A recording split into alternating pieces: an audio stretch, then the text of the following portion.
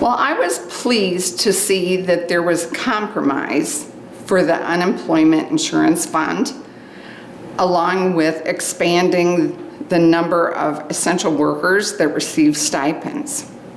After that, however, there has been no compromise at the state level among our legislators. That's created a logjam. That isn't fair to our constituents or the communities that need our help. One of the parties wants broad tax cuts, particularly tax cuts that benefit the wealthy and wealthy communities. The other party is committed to benefiting the economic success of communities and the people who live in them. Those priorities and the political polarization behind those priorities are creating a logjam. Faribault and other southern Minnesota communities could be benefiting already from the $9.25 billion surplus that exists.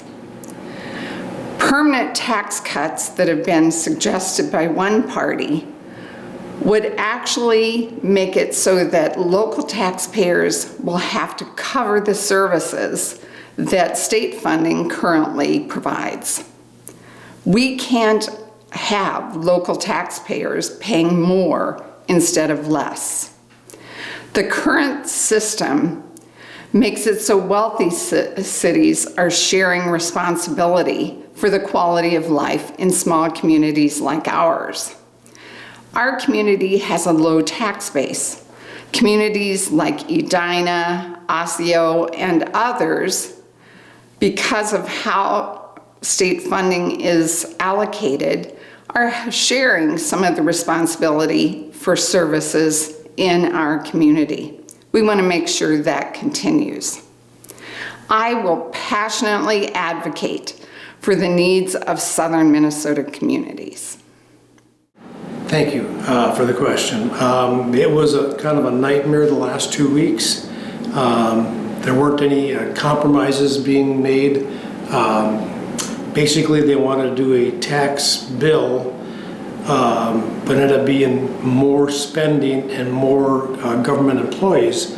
And then that was a $4 billion tax bill. And then it just kind of fell apart. There was no major agreements on almost any issue, and I was kind of happy that it didn't go through.